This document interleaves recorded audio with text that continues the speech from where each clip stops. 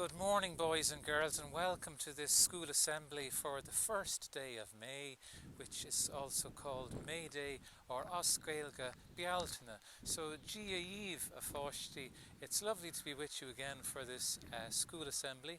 I'm here in the rectory garden, and the reason I'm beginning our assembly here, although it's quite wet and windy, I'm going to move inside in a moment, but I just wanted to show the 6th and 5th classes the fruits of their labour. You might remember, boys and girls, last year the then 6th class and the then 5th class, which is this year's 6th class, came over here with some of the 4th class as well. That'll be you in 5th class now today, and you helped dig the nature garden here and planted some trees. So I'd just like to show you how they're coming along. I'll just move aside from the camera here so you can see. That's one of the cherry blossom trees that we planted, and you can see that the lovely flowers have appeared on it, and they're very attractive to bees, so they encourage bees into the garden and provide plenty of food for bees to eat.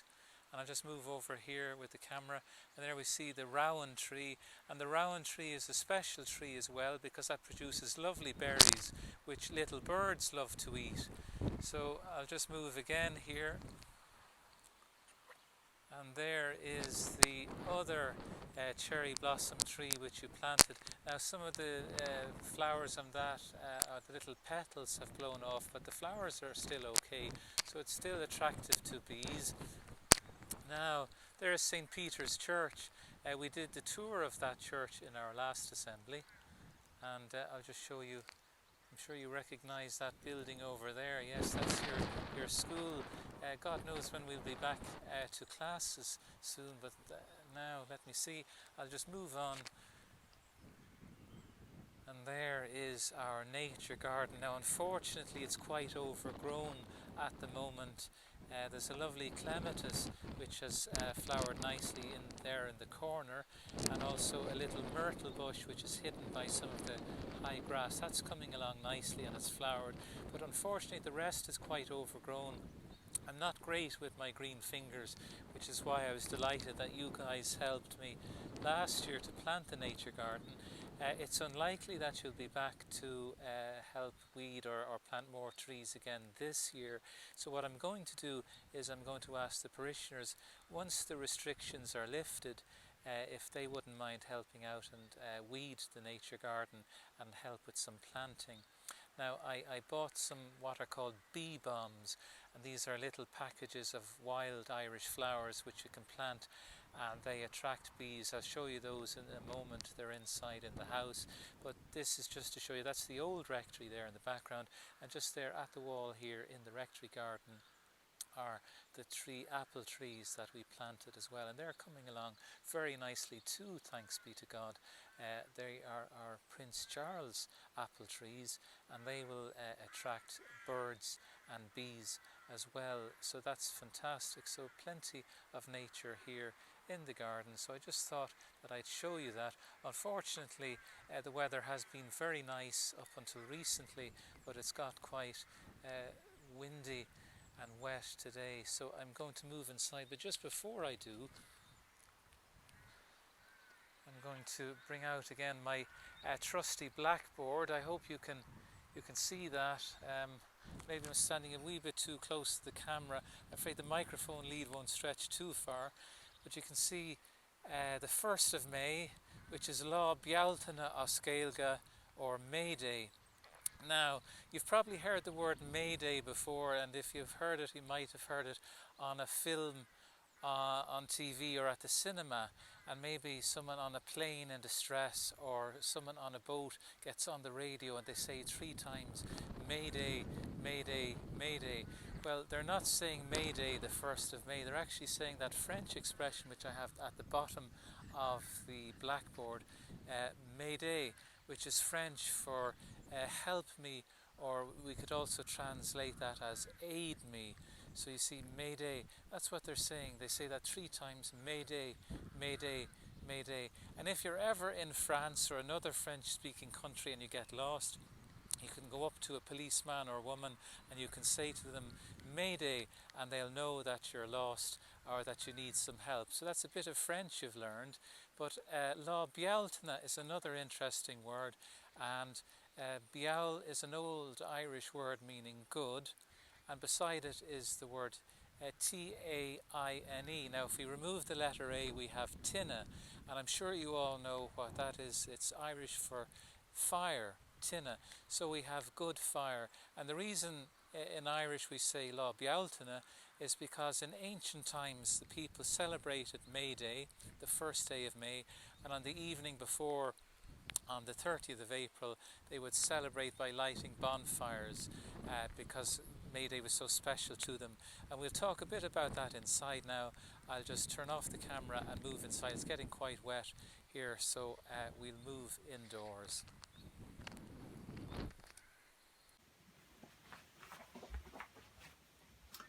Well, boys and girls, I'm inside here in the rectory, out of the wind and the rain. Thank God I'm here in my office. Now this gives me an opportunity just to show you the bee bombs. So these are bee bombs. They're little sacks of Irish wildflowers, and we plant those sack and all, and the sack biodegrades. I'm sure you know what biodegrade means. It means that the sack will disintegrate in the earth, and it won't harm the earth in any way. It won't harm the soil, it won't harm plants or flowers. It'll just disappear. And in fact, these bee bombs are designed so that the sacks actually produce food for the wildflowers to grow. And once the wildflowers have grown, it means that they'll be able to attract bees. So unfortunately you won't be able to plant these. I don't think you'll be back to school anytime soon, unfortunately. And also when you do go back to school, you'll have lots of important work to do. I know you're working with your teachers online at the moment, but when you're back at school you probably have other things on your mind than our work in the nature garden. So what I will do is speak to some of the parishioners, and maybe, please God, before the summer is over, we'll be able to get into the garden and plant the bee bombs, and they'll flower and produce plenty of food for bees. And if not this year, then next year. So they'll be there for the bees. So thank God for that.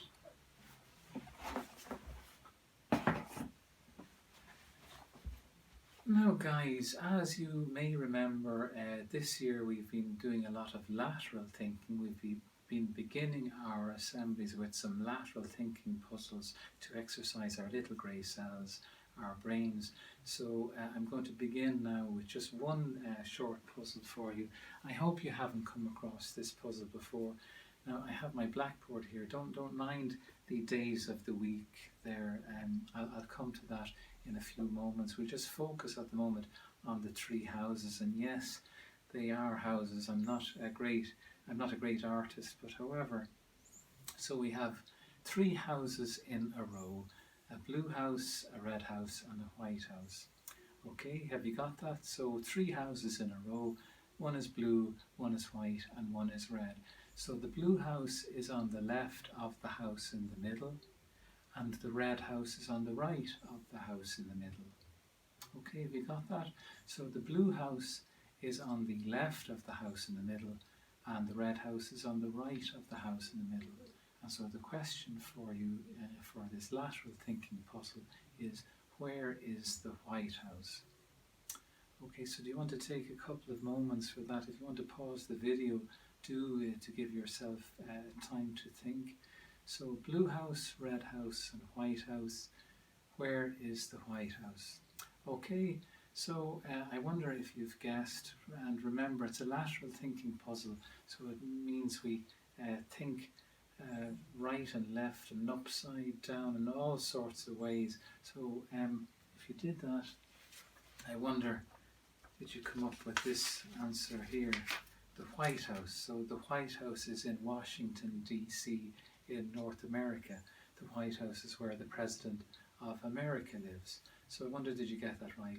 Maybe some of you said the White House was the middle house, but no, the answer was the White House is in America. Okay, so now I'll just pop that down there.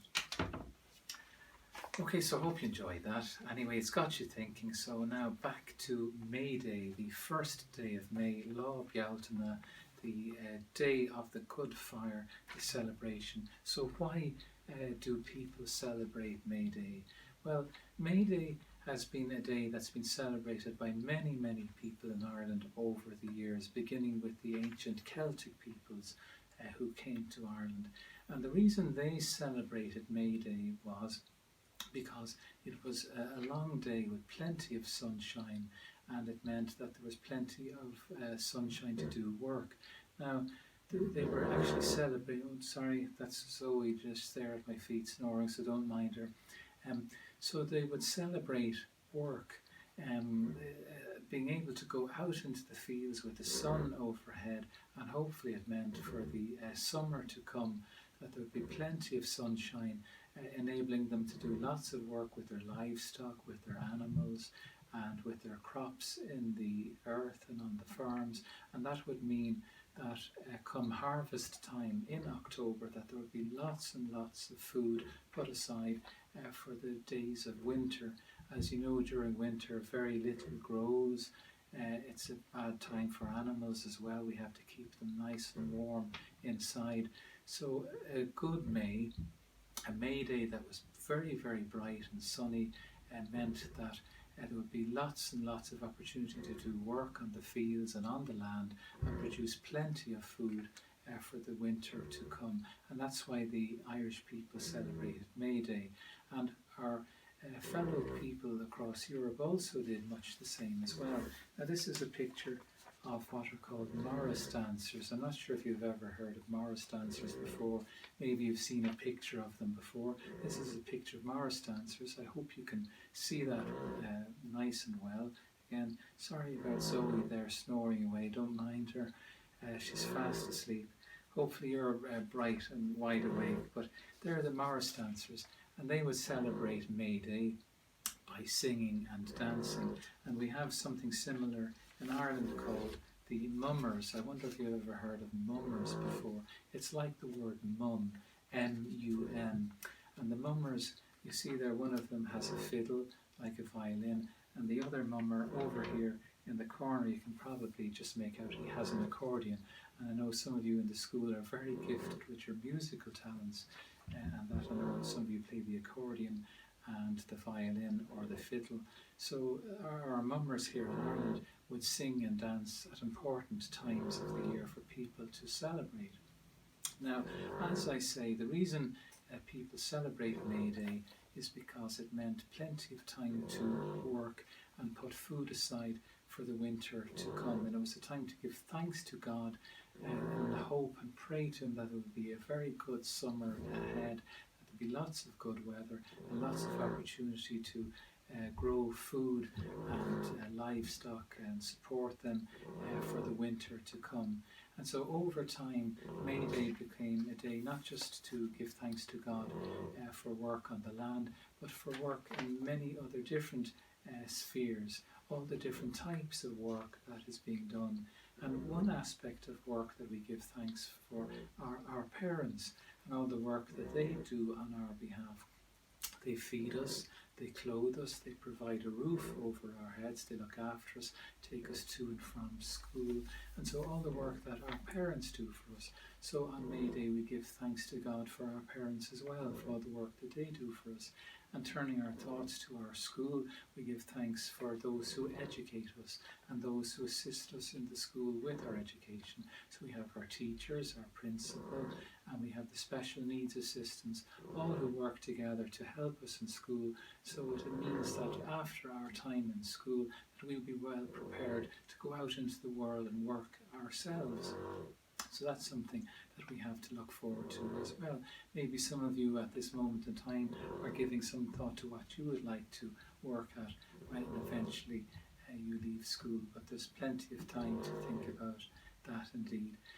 Other work at the moment that we're very thankful for is the work being done by our doctors, nurses and medical scientists and researchers. They're all trying to keep us safe from the coronavirus. So we give thanks to God for the talent that they have, the wonderful gifts that they have, the patience, the care and the compassion that our doctors, nurses and all who help us and help our older people in nursing homes, for example, all the care assistants, district nurses in the community, social workers, all of those people who work together to keep us safe and well, and especially at this time of the coronavirus, who are doing so much to help people who are sick from the virus, of people who are worried that they might get the virus. So that's an opportunity to give thanks to God for those as well.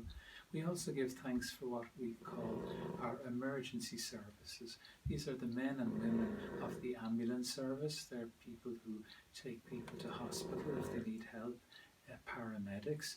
They're often first on the scene of a major accident. The paramedic, sometimes they are on a motorcycle, so they can be really, really quick to arrive at a scene of an accident before an ambulance. So they do tremendous work as well.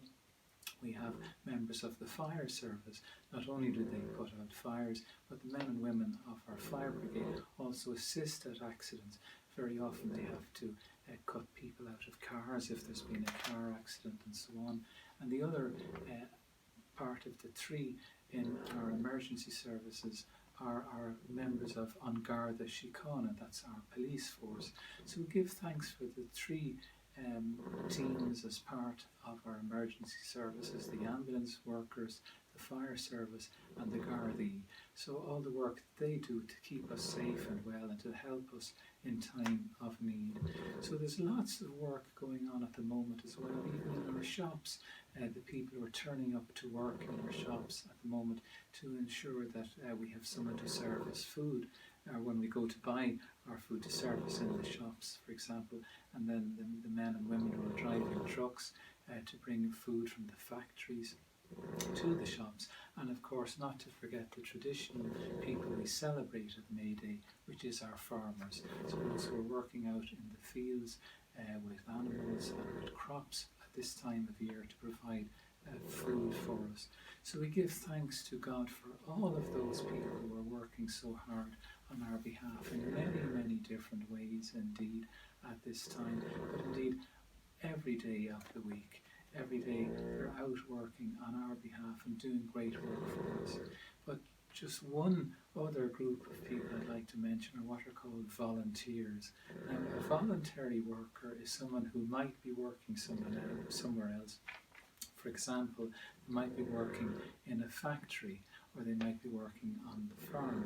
And voluntarily they give some of their free time, some of the time when they should be resting, they give that time to different groups that might need their help or their expertise. So one of the biggest examples of our voluntary crews are our coastal and mountain rescue teams. So these are men and women who are skilled mountaineers and climbers, and they might be working in factories or in offices in our cities, or they might be working out on the land, and during their free time they give of their expertise, they give of their services to help people who get into danger on our coasts or on our mountains. So they might have a bleeper, it beeps and it tells them to report to base, or they might get a phone call to say come quickly, and so they could be at work or they could be during their free time and they get a call to go out and to help someone in distress. So we give thanks to God for those as well. And the most famous voluntary organisation is the RNLI, the Royal National Lifeboat Institution. And lifeboat people are volunteers. They don't get paid for the work that they do. And like the coastal and mountain rescue workers, they get a beep or a phone call that someone is in distress on the sea. Remember at the beginning of our assembly there this morning when I was out in the garden, we talked about the French word Mayday, help me. So Mayday, Mayday, Mayday. The RNLI hear a Mayday at sea, and immediately they call in their volunteers who come to the lifeboat station, who quickly get dressed, go out in the lifeboat day and night in very, very bad seas and all sorts of weather they face, and they go out and they help people in distress on the sea. So that's why May Day is important, to give thanks to God for our volunteer workers and for workers in every aspect of life who do so much for us. And as I say, our parents, our friends, our older brothers and sisters who might be working in various jobs or capacities. So we give thanks to God for all workers on May Day. Now, you might remember when I held up the blackboard earlier, I mentioned about the days of the week. We have Sunday here, and I have an arrow pointing to it because Sunday is the first day of the week. So we have Sunday, Monday, Tuesday, Wednesday, Thursday, Friday, and Saturday. Now, I have a circle around Saturday here, and that's because Saturday is the last day of the week. It's the seventh day, and you might know why it's an important day. I'll give you a second just to think about that. And it's because that's the day that God rested. God worked for 6 days on his wonderful creation, the whole world, the whole universe that God created. And he worked for 6 days. And on the seventh day he rested.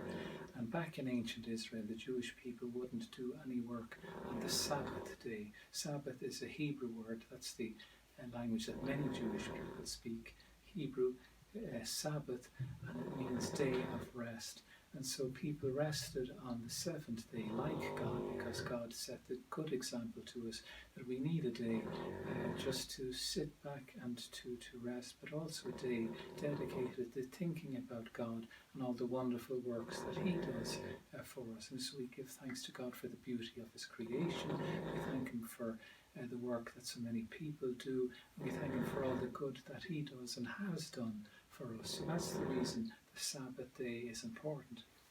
Now, Sunday is the first day of the week, and Sunday is a very important day for Christians because it's the day that Jesus rose from the dead. So the Bible tells us that Jesus rose on the first day of the week, and that is Sunday.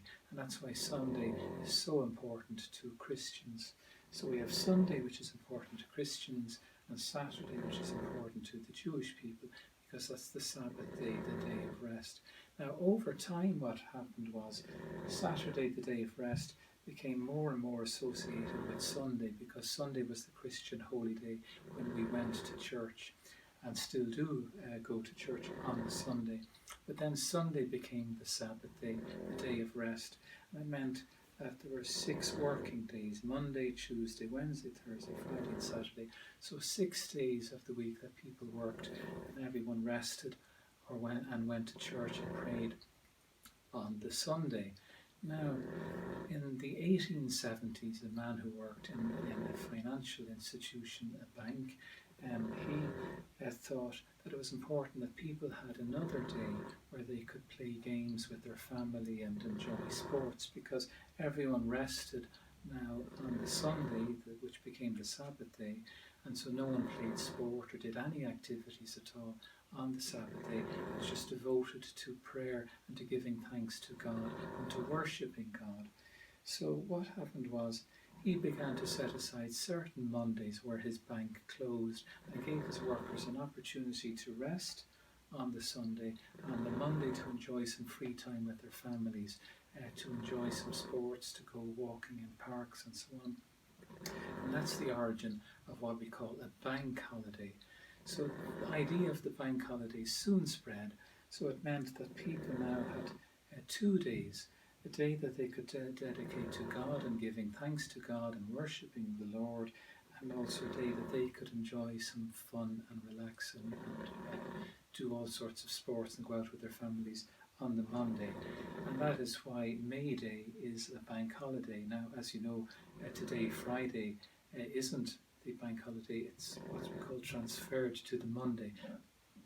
So Monday will be a bank holiday. But that's where we get the idea of the bank holiday from. For people who are working, a chance for them to rest and to relax. Well, boys and girls, I hope you've enjoyed this assembly, and I hope now in future that you know why the 1st of May, why May Day is so important and why we celebrate it. From the ancient times, when we gave thanks to God for a long hot day with plenty of sunshine to work in the fields, to the modern day when we give thanks for all the work being done on our behalf by volunteers and by workers and by all of the people, and the reason why we have bank holidays, which is also a way of recognising the good work that people do and giving them an opportunity, hopefully, to rest and to relax. But remember too, a lot of people have to work on bank holidays as well. So maybe some of your mums and dads in the Gardaí or the Defence Forces, or indeed who are farmers, have to work on many different days of the week. But they are the reasons why we have bank holidays and why we celebrate May Day. So I hope you enjoy that. So just before we finish up, I hope you can hear me over Zoe's snores. We'll finish with our school prayer and the Lord's Prayer. So first of all, the school prayer. I know you all know it off by heart. We'll say it together. This is our school. Let peace dwell here. Let the room be full of contentment. Let love abide here. Love of one another. Love of life itself. And love of God. Amen. And now the Lord's Prayer. So we pray. Our Father, who art in heaven, hallowed be thy name. Thy kingdom come, thy will be done on earth as it is in heaven. Give us this day our daily bread, and forgive us our trespasses, as we forgive those who trespass against us. And lead us not into temptation, but deliver us from evil. For thine is the kingdom, the power, and the glory, forever and ever. Amen. Boys and girls, God bless, stay safe, and I hope you are working hard at home on your lessons from school, so that when you get back to school, you'll be able to hit the ground running. God bless you. Bye-bye.